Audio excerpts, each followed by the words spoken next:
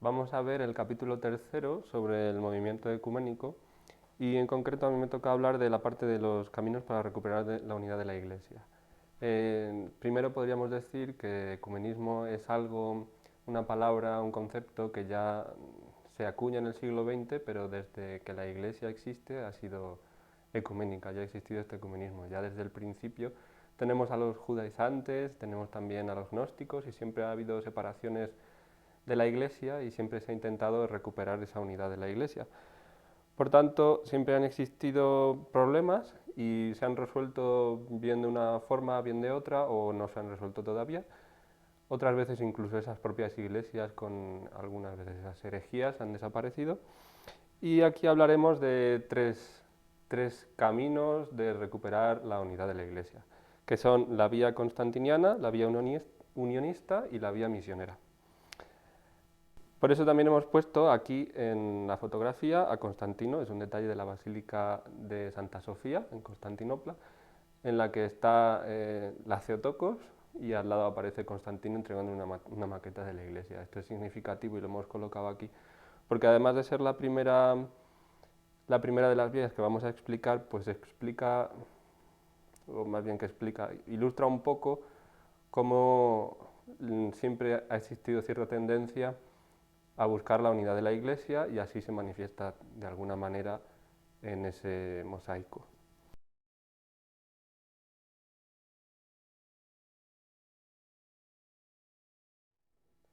En primer lugar, la vía constantiniana se da entre el siglo IV al siglo VIII.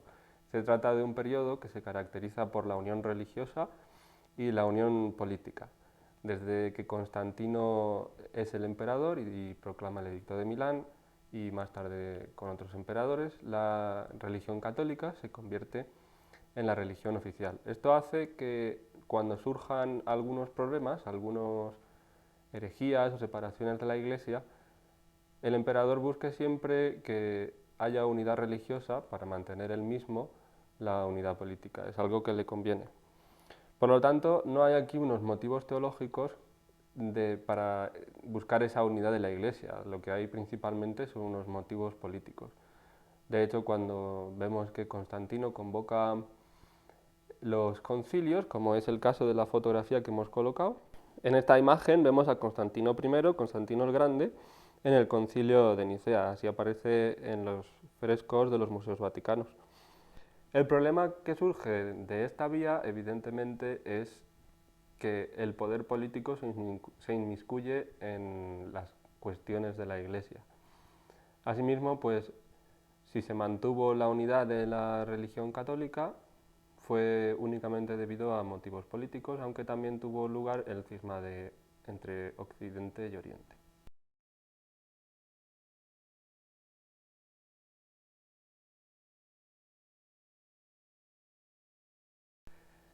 En segundo lugar, tenemos la vía unionista. Se le llama unionismo o uniatismo o vía del retorno. Este ha tenido como objeto eh, traer a la Iglesia Católica de nuevo a aquellas comunidades y no iglesias orientales que se habían separado. Tenemos que hay algunos frutos que no fueron duraderos, fueron efímeros, como en el concilio de Lyon o en el concilio de Florencia, y tenemos otros, como la unión de Brest, en la que sí hubo algunos frutos.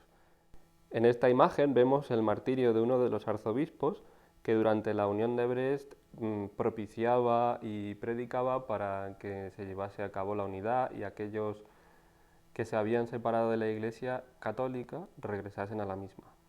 En este caso se trata de el martirio porque precisamente por predicar esto, pues lo martirizaron cuando predicaba. En este caso de la Unión de Brest, pues lo que tenemos es que en aquella zona de los Rus y lo que ahora sería Ucrania, una parte de la Iglesia volvió a la Iglesia católica después de la Reforma protestante. Aquí, sin embargo, pues no fue tampoco una cuestión totalmente separada de lo político, como vemos, sino que hubo intereses que se mezclaron, como la creación del Patriarcado de Moscú y que los obispos de aquella zona no querían estar supeditados a la iglesia, a la nueva iglesia que se creaba. Si continuamos, pues tenemos algunos datos y hay partes de comunidades de la iglesia que volvieron a la comunión con la iglesia católica, con Roma, como la iglesia maronita, parte de la iglesia siria, parte de la iglesia siria de Antioquía, de la copto ortodoxa, de la etíope católica y de la siro-malancá. Como ya hemos dicho, el problema que plantea esta vía de retorno, de búsqueda de la unidad de la Iglesia, es que a aquellos que volvían no se les recibía ni se les reconocía totalmente como iglesias, sino que eran partes de la comunidad que retornaban de nuevo a la unidad con la Iglesia católica.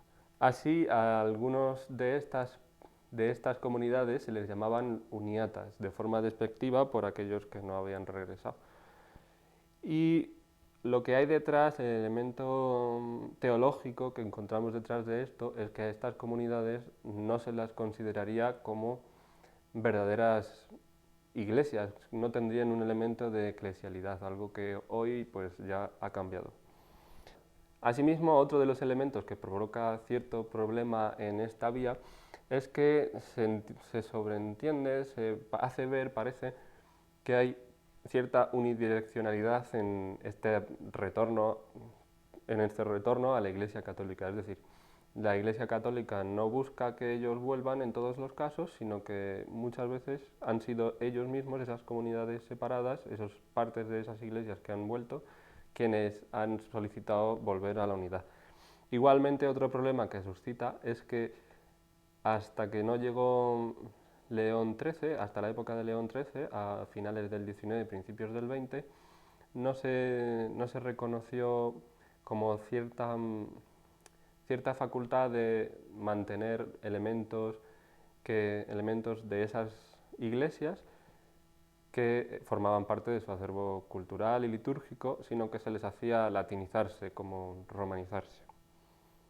De esta forma, tampoco debería llegar a considerarse, como nos indican los autores del manual, que el uniatismo fuese o pueda considerarse una vía totalmente ilegítima. Al fin y al cabo, igual que la vía constantiniana, es una vía que ha sido fruto de un momento histórico y de unas circunstancias que lo hacían propiciable.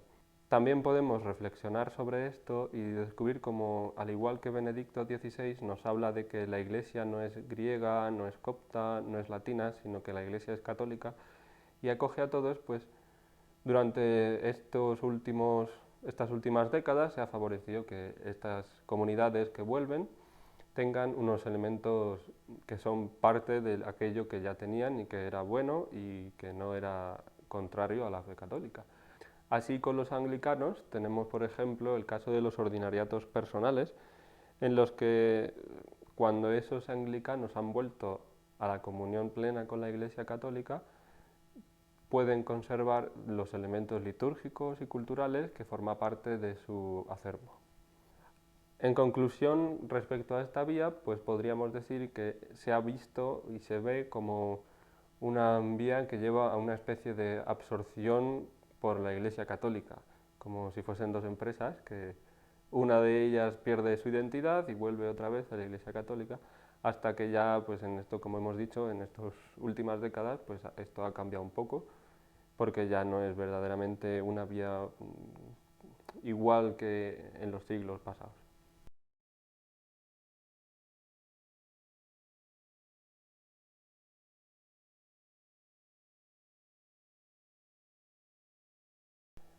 En último lugar, tenemos la vía misionera, que corresponde a aquella época histórica después del siglo XVI y durante el siglo XVI tras la Reforma Protestante. Por tanto, ya podemos ver que tiene como objeto que se enviase misioneros y las discusiones apologéticas de los católicos. Incluso en ocasiones ni siquiera se trataba de cosas, podríamos decir, que se suscitasen desde Roma o desde los episcopados, sino que podría ser muchas veces surgido por los poderes políticos, como en el caso de Felipe II y su hijo.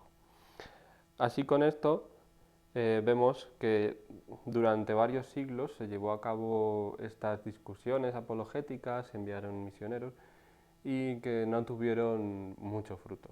Más bien tuvieron lo contrario. En algunos casos hubo enfrentamientos, aunque se llegó a cierta estabilidad en este aspecto. Igualmente podríamos citar aquí, como hace el libro, que después de ese ambiente de cordialidad en el que se mantenían ambas posturas enfrentadas pero no hostiles, la Iglesia Católica empezó a considerar que ese bautismo que ellos recibían en esas iglesias, comunidades separadas, no es que no fuese válido, sino que se mantenía en suspenso, se mantenía inefectivo. En conclusión, para esta parte se podría decir que estas tres vías de unión pues no han sido propiamente lo que hoy consideramos ecumenismo, sino que tiene unos elementos nuevos que son más propios a la Iglesia, pero que tampoco se pueden condenar totalmente, sino que son fruto de unos procesos históricos, unas circunstancias, y que por lo tanto, pues aquellos que así obraron, pues de cierto modo hacían lo que podían. Ya hoy, con la teología más desarrollada en este aspecto, sí que podemos decir que el ecumenismo no se puede ver como un retorno al redil del que se habían separado totalmente, sino que se trata de un camino común que lleve a ambas partes a una unidad. También podríamos decir, como último apunte, que en ese proceso de caminar juntos hacia la unidad, lo que se busca y lo que buscan aquellos que en algún momento se han separado de la Iglesia, pues buscan no volver a la misma Iglesia, sino volver a una Iglesia reformada, una Iglesia mejor, una Iglesia con menos problemas, donde la unidad sea posible. Aquí hemos puesto esta imagen, que es un óleo, que se titula Lutero ante la dieta de Worms, que ya vemos y nos hace recordar de lo que hemos estudiado, cómo hay cierto enfrentamiento apologético, cierta discusión teológica, en algunos casos incluso no teológica, pero que ya desde el principio el debate estaba asegurado.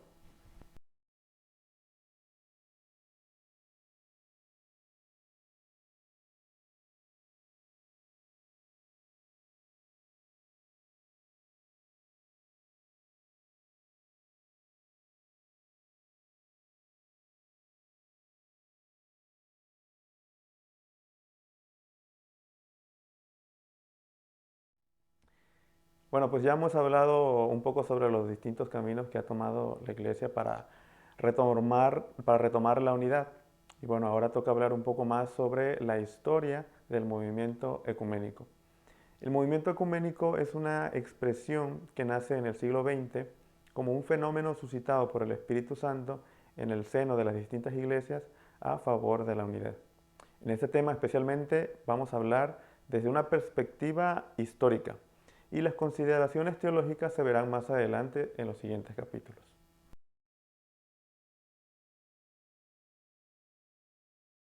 Bien, pues ahora vamos a hablar sobre el término ecumenismo. La palabra ecumenismo proviene de la palabra griega oikumene.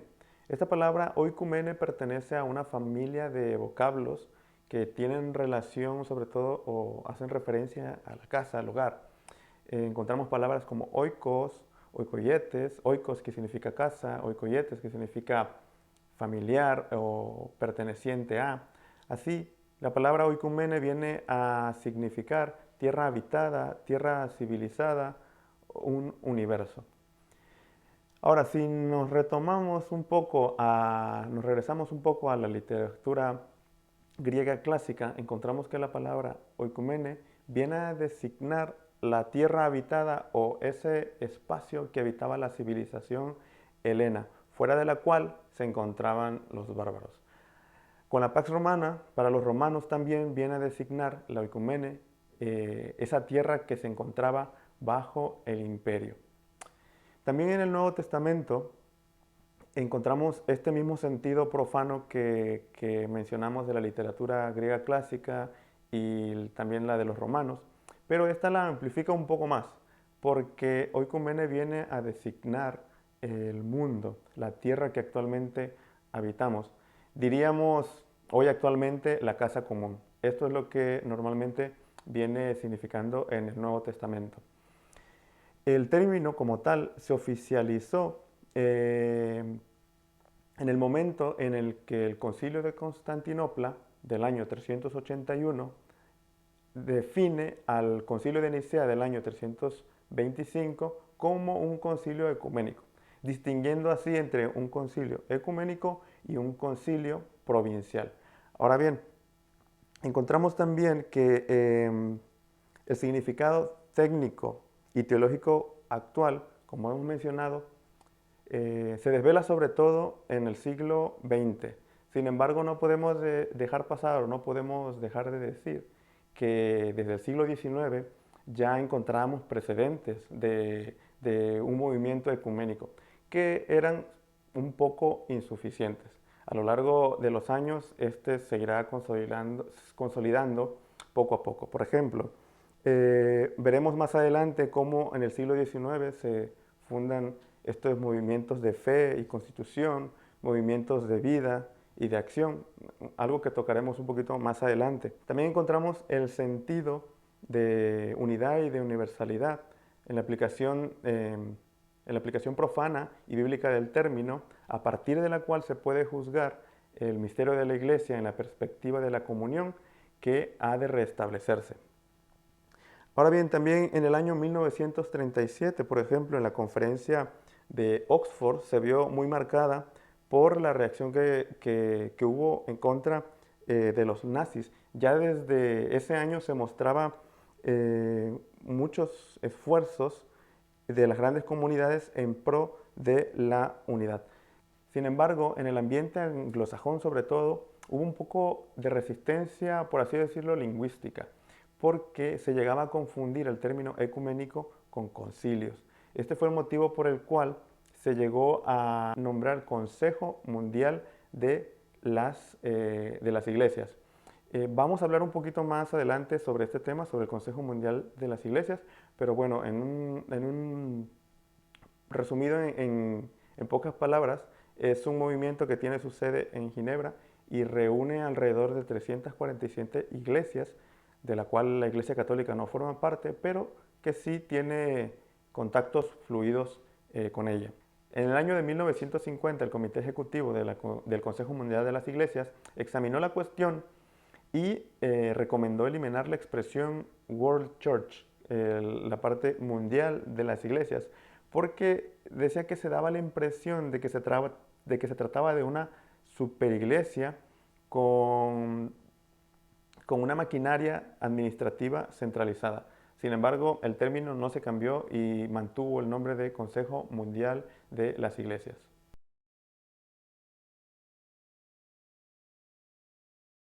Vamos a hablar ahora un poco más sobre los precursores.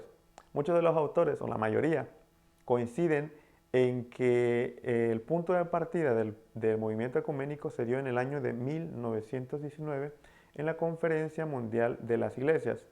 Sin embargo, no podemos dejar pasar a muchos autores católicos que ya desde el siglo XIX fueron como el fermento del movimiento ecuménico que germinó en términos de una renovación eclesiástica en el siglo XX. Vamos a mencionar ahora tres de los autores católicos más importantes y algo de su aportación que dieron sobre todo al movimiento ecuménico. Empezando por los católicos, en el ámbito alemán hay que mencionar sin duda al teólogo de la escuela de Tübingen, Moller, con dos obras que fueron muy importantes, ya que en ellas supera la eclesiología de corte societario y juridicista, predominante en la época, para dar mayor espacio a la dimensión mistérica.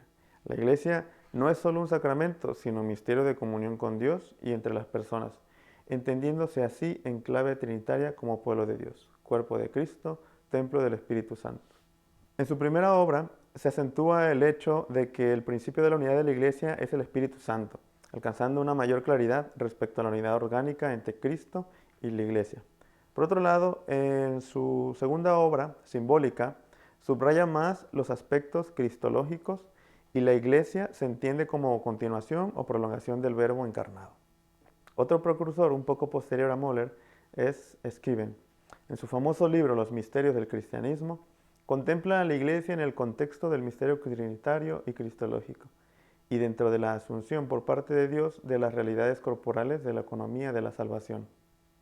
En la misma línea encontramos en Inglaterra a John Henry Newman, en su ensayo sobre el desarrollo de la doctrina cristiana, y en otras obras dibujó los rasgos fundamentales de la jerarquía de verdades, que encontrará acogida en el Concilio Vaticano II y se mostrará como instrumento privilegiado para el diálogo ecuménico. Así pues, tanto Moller como Scriven como John Henry Newman serán tres profetas y precursores católicos del movimiento ecuménico. Como una reacción a la generalizada pérdida de influencia que sufre la Iglesia en la sociedad en el siglo XIX, surgen los círculos interconfesionales. Entre estos círculos interconfesionales destacan la Young Men Christian Association, o YMCA en sus siglas, que va sobre todo de la evangelización de los jóvenes. Esta surge en Inglaterra en el año de 1984 y fue difundida en Estados Unidos. También encontramos la Youth Women Christian Association, que surge en Inglaterra en el año de 1854. Y también encontramos la World Student Christian Association, que surge en Inglaterra en el año de 1895. Encontramos también la Alianza Mundial para la Amistad Internacional por medio de las iglesias. Esta se dio en comienzos del siglo XX y fue sobre todo para fomentar la paz internacional. Sin embargo, hay que tener en cuenta que aunque estos círculos eran organizaciones interconfesionales, no miraban de modo directo a la unidad de la Iglesia. En el ámbito anglosajón, también surgieron, por ejemplo, la Asociación para la Promoción de la Unidad de los Cristianos en el año de 1857, la cual fue fundada en Londres, de la que formaban parte católicos, ortodoxos y anglicanos.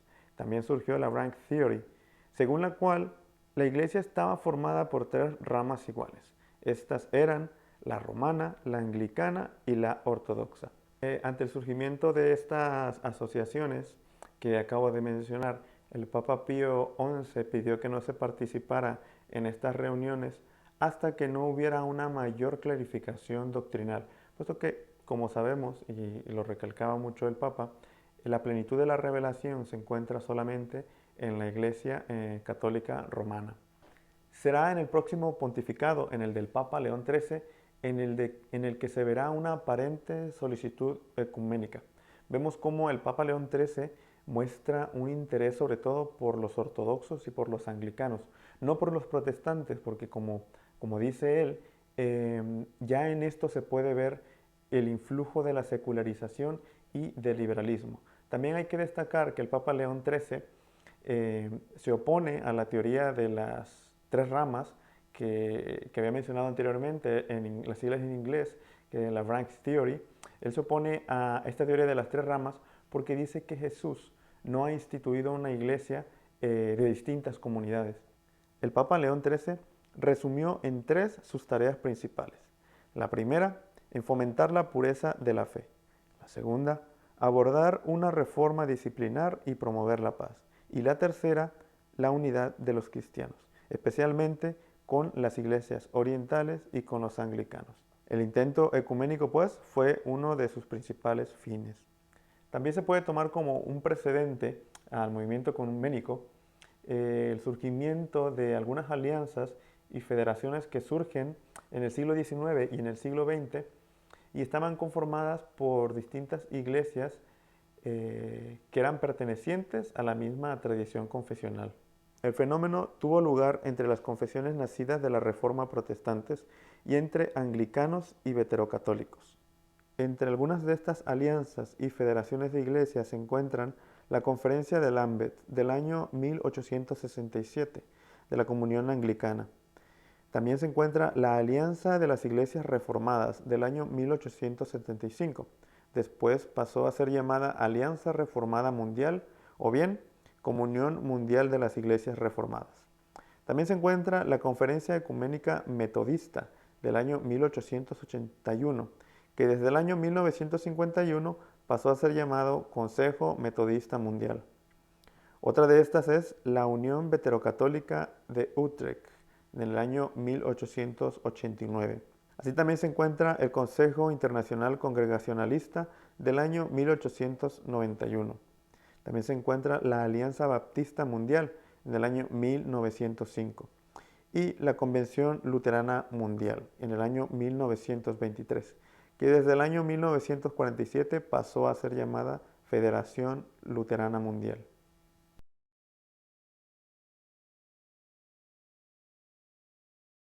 Hemos hablado ya un poco sobre los precursores, cómo han influido algunos autores, también algunas alianzas y también algunas asociaciones.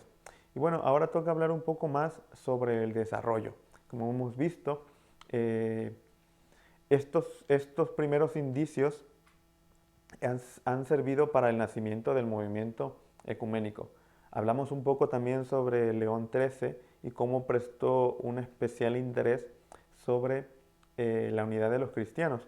De hecho, el Papa León XIII en el año de 1894 comenzó oficialmente la oración por la unidad de los cristianos, que era algo propio del ecumenismo espiritual. Esta oración por la unidad de los cristianos comenzó como una novena previa a la solemnidad de Pentecostés. Y también el mismo Papa León XIII creó la Commissio Pontificia ad Reconciliationem Desidentium cum Ecclesiae Fovendam. Pero esta no perduró más allá de su pontificado. Ahora bien, con todo esto, hemos visto que el ecumenismo se mantiene ahí en estado latente y solo es cuestión de tiempo y que con la ayuda del Espíritu Santo todo esto vaya agarrando una mayor solidez para que a través de los años adquiera algo más definido. Ahora bien, lo que había comenzado como una novena previa a la solemnidad de Pentecostés se vio sustituida a finales del siglo XX por lo que se conoce como el octavario de oración por la unidad de los cristianos, que culmina el 25 de enero con la conversión de San Pablo. Esto permitió un cambio de orientación, es decir, que ahora la conversión se daría por ambas partes. Este octavario fue iniciado por Paul Watson, que era un clérigo episcopaliano convertido en el año de 1909 al catolicismo y fue difundido por el sacerdote francés Paul Couturier, que este sacerdote fue el que difundió este octavario y que es lo que actualmente hoy conocemos como la actual Semana de Oración por la Unidad de los Cristianos. Es decir, se pasó del unionismo al ecumenismo, es decir, caminar juntos hacia Dios según su voluntad. Algunas de las fechas más importantes en la historia de la Semana de Oración por la Unidad de los Cristianos son las siguientes. En el año de 1740 nace en Escocia un movimiento de tipo pentecostal, con vinculaciones en América del Norte, cuyo mensaje de avivamiento de la fe incluía oraciones por todas las iglesias y con todas ellas. En el año de 1820, el reverendo James Hall Stewart publica las sugerencias para la Unión General de los Cristianos para la Efusión del Espíritu. En el año de 1840, el padre Ignatius Spencer, que era un sacerdote pasionista converso del anglicanismo, sugiere una unión de oración por la unidad. En el año de 1867, la primera conferencia de Lambeth de los obispos anglicanos hace hincapié en la oración por la unidad en el preámbulo de sus conclusiones. En el año de 1894, el Papa León XIII anima a la práctica de un octavario de oración por la unidad en el contexto de Pentecostés. En el año de 1908, se lleva a cabo la primera celebración del octavario por la unidad de la Iglesia, iniciada por el reverendo Paul Watson y ya celebrado 8 días antes de la fiesta de la conversión de San Pablo. En el año de 1926, el movimiento Fe y Constitución inicia la publicación de sugerencias para un octavario de oración por la unidad de los cristianos. En 1935, en Francia, Paul Couturier impulsa la Semana de Oración por la Unidad de los Cristianos, sobre la base incluyente de una oración concebida por la unidad que Cristo quiere, por los medios que Él quiere. En el año de 1958, el Centro Unidad Cristiana de Lyon y Fe y Constitución comienzan a preparar conjuntamente el tema para la Semana de Oración.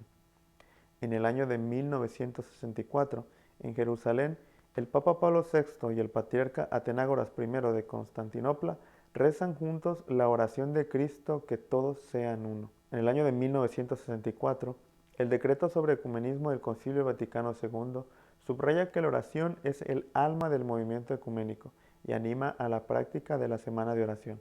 En el año de 1966, la Comisión de Fe y Constitución y el Secretariado para la Unidad de los Cristianos de la Iglesia Católica deciden preparar un texto para la Semana de Oración de cada año. Todas estas fechas que hemos mencionado, todo este ecumenismo espiritual, preparaba ya para un movimiento ecuménico. Pero no debemos dejar de pasar algo que también fue un factor muy importante en toda esta historia, en todo este trayecto que se viene dando para llegar hasta el movimiento ecuménico.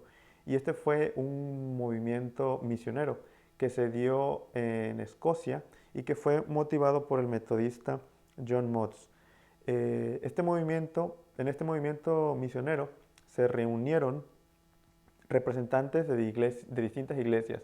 Estas incluían ortodoxos y también incluían católicos, y la principal razón por la cual se reunían era para analizar la cuestión de que en un mismo territorio existieran distintas confesiones religiosas.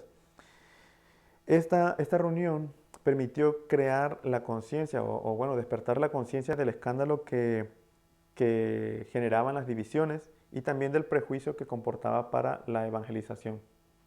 Después de despertar la conciencia de esta problemática que surgía de las distintas confesiones religiosas en un mismo territorio y del escándalo que propiciaba la división y de las dificultades que se encontraban para la evangelización, surge así el Consejo Misionero Internacional como un organismo permanente. Sin embargo, en el año de 1961 se integraría en el Consejo Mundial de las Iglesias. Al mismo tiempo se sentaron las bases para el movimiento Vida y Acción, que fue promovido por el obispo luterano Nathan Soderblom, bajo el conocido lema: la doctrina separa, la acción une.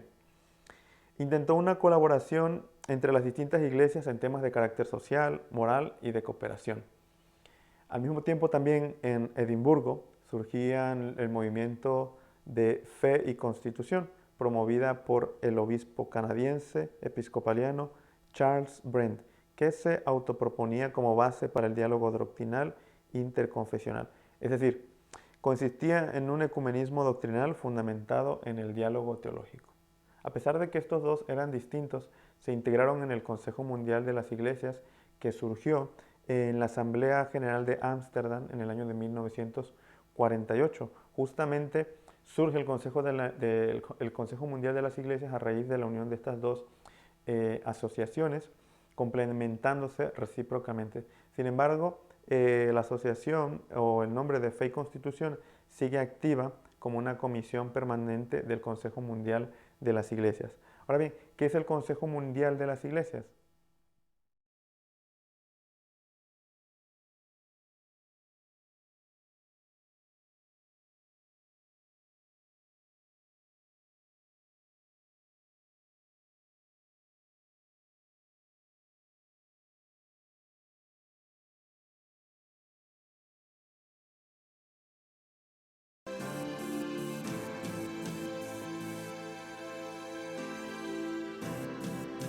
Tirana, novembre 2015. La capitale de l'Albanie est le théâtre d'une rencontre exceptionnelle. Plus de 140 responsables d'églises de 65 pays sont rassemblés pour une conférence sur le thème « Discrimination, persécution, martyr. Suivre ensemble le Christ ». Ils sont issus de tous les courants du christianisme contemporain et représentent des églises qui parfois s'ignorent ou sont en concurrence. Cette rencontre, la première de ce genre dans l'histoire moderne du christianisme, s'est faite à l'initiative du Forum chrétien mondial.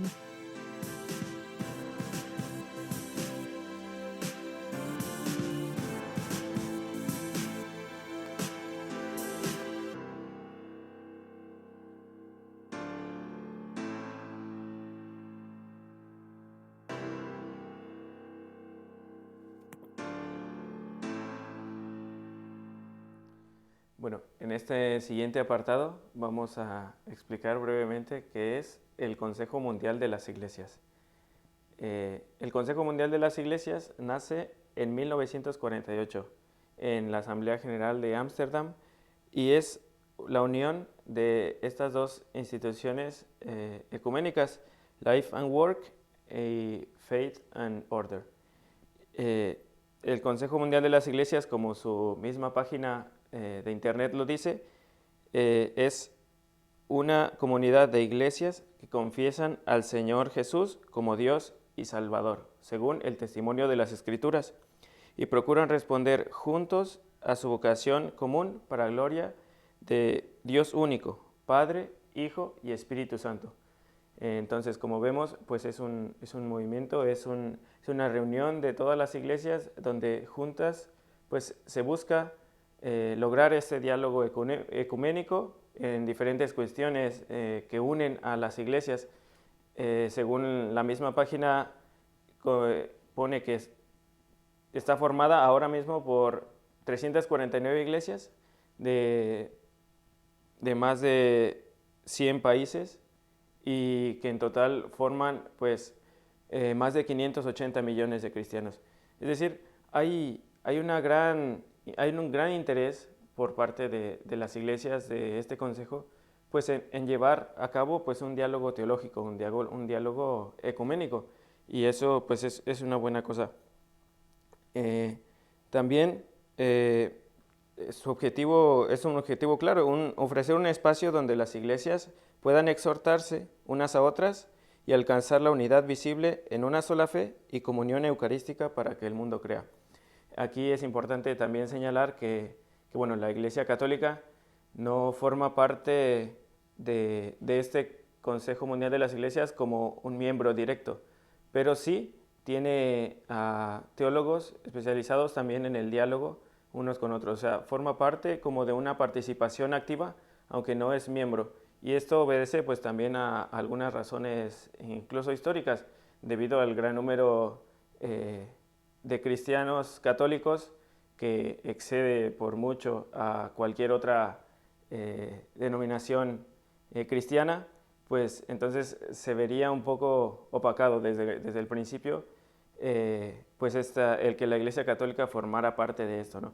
Y también obedece a que en un primer momento es verdad que la Iglesia Católica pues experimentó como un cierto rechazo o recelo a esta posición, a este Consejo Mundial, porque se pensaba o todavía no estaba totalmente preparada la Iglesia Católica para entrar al diálogo ecuménico. No había un buen impulso, ¿no? En el diálogo ecuménico por la parte católica, como veremos un poquito más adelante. Entonces, también es necesario aclarar que el Consejo Mundial de las Iglesias pues también no acepta tampoco a cualquier iglesia cristiana solo por el hecho de denominarse iglesia cristiana, sino que tiene que tener o cumplir ciertos requisitos, ¿no? Como veremos, que es primero ser una confesión verdaderamente cristiana, es decir, pues que confiesen a la fe en Cristo y la fe trinitaria también, Dios Padre, Dios Hijo y Dios Espíritu Santo. Y también pues tener esa base doctrinal común, Dios uno y trino, la Biblia y la voluntad también de llegar a la unión visible. Y bueno, como vemos, el Consejo Mundial de las Iglesias también en ese diálogo pues tiene que reunirse cada cierto tiempo, pues para lograr ese diálogo ecuménico.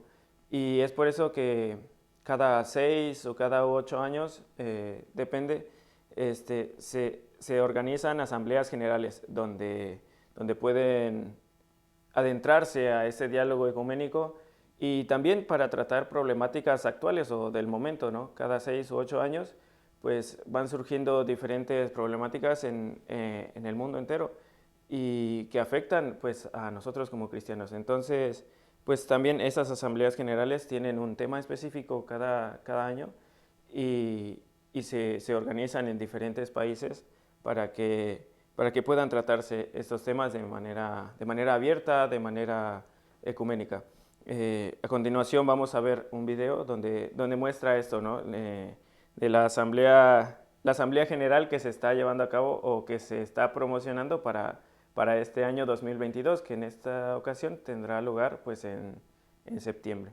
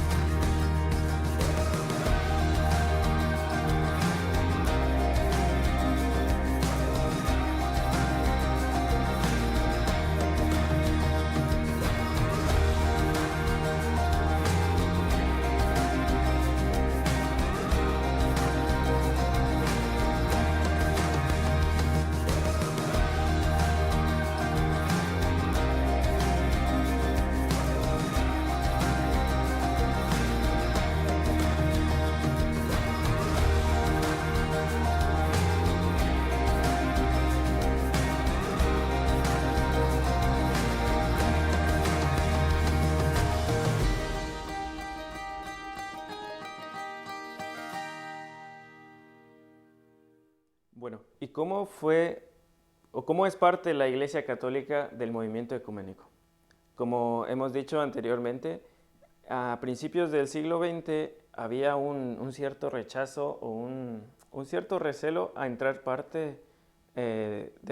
parte de la Iglesia Católica a entrar en el diálogo ecuménico. No se tenía esa sensación o ese pensamiento, ese deseo tan activo de ir o de entrar en el diálogo ecuménico. Esto lo podemos notar, por ejemplo, en la encíclica Mortalium Animos de Pío XI o en un Monitum del Santo Oficio en 1948, en el que se excluía la participación de la Iglesia Católica en el Consejo Mundial de las Iglesias. Es decir, posteriormente a la creación del Consejo Mundial de las Iglesias en 1948, pues el Santo Oficio emite este Monitum en el que se excluye la participación de la Iglesia Católica. Sin embargo, es verdad que no todo fue sombra en este tiempo por parte de la Iglesia Católica. También hubo ciertas iniciativas, actividades y creación de institutos pues en el que se empezó a despertar ese deseo de entrar en el diálogo ecuménico o de pertenecer, de hacer el propio movimiento ecuménico por la parte católica. Algunas de estas actividades o de estas obras son la actividad de las abadías Le Domb y Chivetogne, enfocada al estudio del monaquismo y la espiritualidad oriental. Eso, pues, digamos, Le Domb en Francia y Chivetogne en Bélgica. También está la creación en París del Centro Istina en 1925, la fundación en Ginebra del Instituto Bossuet en 1946, el inicio en Roma de una asociación llamada Unitas en 1947 y la creación en Paderborn del Instituto Johann Adam Müller. Digamos, estas obras o estas creaciones, estos institutos, pues van despertando en la conciencia católica pues el deseo también de formar parte del diálogo ecuménico, de pertenecer también o de crear también un propio movimiento ecuménico. Y también alguien importante también para que merece la pena destacar en este periodo, pues es la obra de Yves Congar. Él empieza con su obra Cristianos desunidos, principios de un ecumenismo católico. Él empieza a a despertar ese interés por el movimiento ecuménico, que también la parte católica debe estar abierto al diálogo con las otras denominaciones cristianas. Y es por eso fue parte fundamental también para después el Concilio Vaticano II. En 1965, de hecho, se creó, a partir de entonces existe un grupo mixto de trabajo en donde miembros de la Iglesia Católica y miembros del Consejo Mundial de las Iglesias pues trabajan juntos para avanzar en este diálogo teológico, en este diálogo ecuménico. Y es así como tenemos que hablar en este último apartado pues del Concilio Vaticano II, porque es un parteaguas por parte de la Iglesia Católica pues para entrar al mundo, para entrar al diálogo ecuménico. ¿Por qué? Pues porque ya es el espíritu del concilio, es un aire nuevo a la Iglesia Católica para pensar ya a lo mejor no tanto desde nuestra propia perspectiva, sino de una manera eclesiológica. Como sabemos, el Concilio Vaticano II da un giro totalmente eclesiológico a la forma de cómo entendemos nosotros nuestra fe, a la forma de cómo entendemos también la misma teología, ¿no? Y este giro eclesiológico pues lo tenemos marcado desde el principio con las constituciones dogmática Lumen Gentium y después con la constitución Gaudium et Spes. Por ejemplo, la constitución Lumen Gentium dice claramente, ¿no?, cómo podemos pasar de la comunión intratrinitaria, a la comunión intraeclesial, a la comunión eclesial. Como iglesia, somos todos una iglesia y todos estamos llamados como iglesia a la salvación. Y también en la Lumen Gentium encontramos pues la misma doctrina de los Elementa Ecclesiae, es decir, de que todos somos parte de una misma iglesia y si somos bautizados pertenecemos a esta iglesia, aunque no estemos en comunión directa. El Concilio Vaticano II dirá que estamos una comunión imperfecta con aquellos que estando bautizados pues no confiesan, digamos, todos los principios doctrinales de la Iglesia Católica, ¿no? Es decir, las otras denominaciones cristianas que son hermanos nuestros por el bautismo y ya por el mismo hecho de ser hermanos nuestros por el bautismo ya formamos una comunión, aunque es una comunión imperfecta, pero ya es una comunión, es un principio de comunión. Ahí vemos ya cómo el deseo de la Iglesia Católica es pues que todos seamos una sola iglesia, que es también, en el fondo, lo que el Consejo Mundial de las Iglesias, por ejemplo, desea también, formar la comunión visible, ¿no? Y es importante también aquí señalar pues que en el mismo Concilio Vaticano II tenemos documentos en favor o que hablan pues de la comunión, del ecumenismo y de la comunión entre las iglesias y del deseo de la iglesia de alcanzar un diálogo también abierto con todos. Tenemos principalmente pues, el decreto Unitatis Redemptoratio, que es, digamos, se va a convertir como en la piedra angular del Concilio Vaticano II, de la Iglesia Católica, pues para hablar sobre el ecumenismo. Y hay una frase que menciona el decreto en donde habla de esta comunión imperfecta. Dice: aquellos que creen en Cristo y han recibido debidamente el bautismo están en comunión, si bien imperfecta, con la Iglesia Católica. Pues aquí tenemos ya ese pensamiento, ese nuevo giro que la Iglesia Católica pues ahora propone, ¿no? Un giro eclesiológico, más que un giro hacia nosotros mismos. Y también después tenemos en el mismo concilio el decreto Dignitatis Humanae sobre la libertad religiosa y el Nostra Aetate sobre las religiones no cristianas. Como vemos, pues el Concilio Vaticano II pues es ese parteaguas que impulsa el pensamiento católico para lograr pues la unidad de todos los cristianos. A partir de ahí, a partir del Concilio Vaticano II, pues empieza una labor quizá un poco más intensiva o más activa, pues en este deseo de entrar en el diálogo ecuménico. En 1970 se crea, por ejemplo, el Directorio Ecuménico, que después en 1993 se darán, en ese mismo, como una ampliación de este mismo documento, pues las pautas para la aplicación de los principios y de las normas sobre el ecumenismo o al tratar sobre los temas de ecumenismo. También es muy importante en el ministerio de San Juan Pablo II, pues ese diálogo ecuménico, y sobre todo lo tenemos con la encíclica Ut Unum Sint, que todos seamos uno. Ya el título pues es muy sugerente, ¿no? Como el deseo de esta encíclica, de hecho es la primera encíclica, o es la primera encíclica así pontificia que se trata sobre, o totalmente, íntegramente, pues al tema del ecumenismo, y con lo cual pues nos quiere dar a entender también el deseo de los Santos Padres de pertenecer o de formar parte también de este mismo diálogo ecuménico, ¿no? Bueno, está otros documentos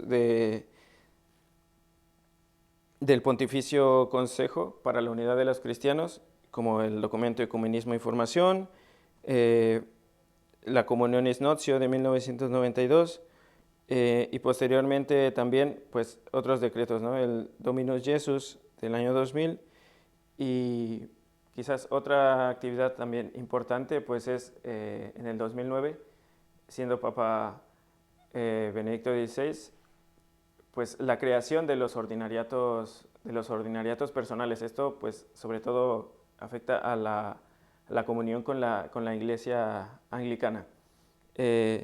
Y bueno, también ha habido por parte de los Santos Padres pues ese deseo activo personal de ellos de acercarse pues a las iglesias cristianas. Lo tenemos, por ejemplo, en las visitas que han hecho algunos de los papas recientes pues al Consejo Mundial de las Iglesias. Pablo VI lo hizo en su momento, Benedicto XVI, San Juan Pablo II, y también el Papa Francisco, que en el 2018 visitó el Consejo Mundial de las Iglesias.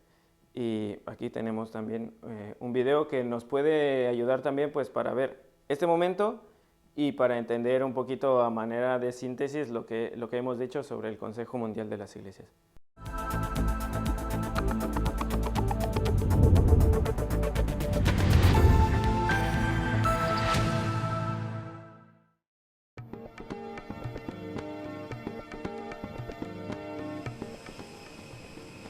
El Papa viaja a Ginebra el 21 de junio para celebrar los 70 años de la institución ecuménica más importante que existe, el Consejo Mundial de Iglesias.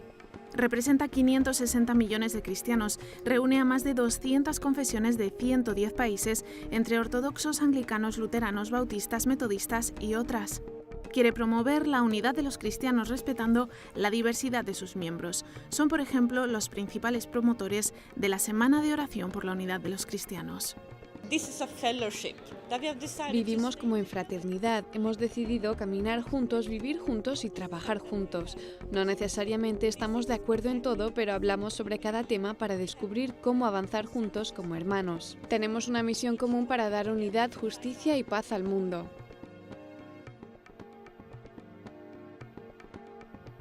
La Iglesia Católica colabora con el Consejo Mundial de Iglesias, pero no forma parte de él. Lo considera un importante foro de diálogo, pero el Vaticano dialoga una a una con cada iglesia para construir la unidad en torno al Papa como sucesor de San Pedro.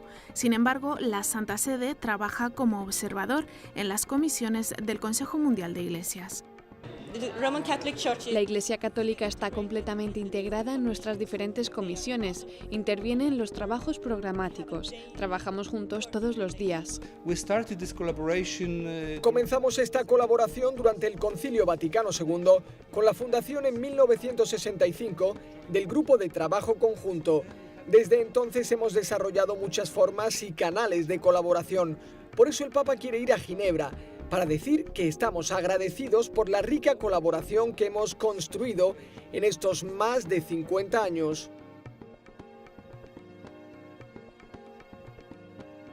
El Papa mantendrá 2 encuentros ecuménicos, uno protocolario durante la mañana y uno teológicamente más relevante después del almuerzo, durante una ceremonia ecuménica. La visita es importante porque es una visita de agradecimiento por 70 años de trabajo ecuménico del Consejo Mundial de Iglesias. El Papa quiso participar para subrayar la gratitud de la Iglesia Católica por este trabajo ecuménico. Una clave de este viaje es entender y agradecer a Dios la rica contribución del Consejo Mundial de Iglesias al movimiento ecuménico moderno. Creo que es una oportunidad de oro para aprender más sobre las diferentes tradiciones, también para rezar juntos y para hablar con otras personas. Antes de regresar a Roma, el Papa celebrará una misa para la comunidad católica en un estadio con capacidad para 40.000 personas.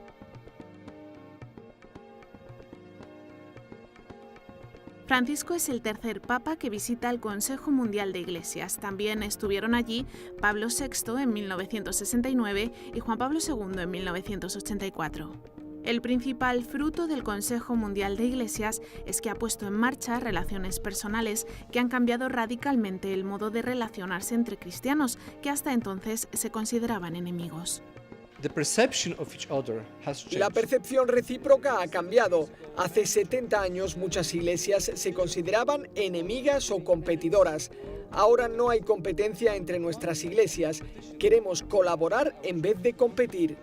Esta es precisamente la propuesta ecuménica del Papa, acompañar el diálogo teológico de la colaboración en ámbitos como la solidaridad, la lucha contra el racismo o el cuidado del medio ambiente. De esa colaboración podría nacer un nuevo ecumenismo.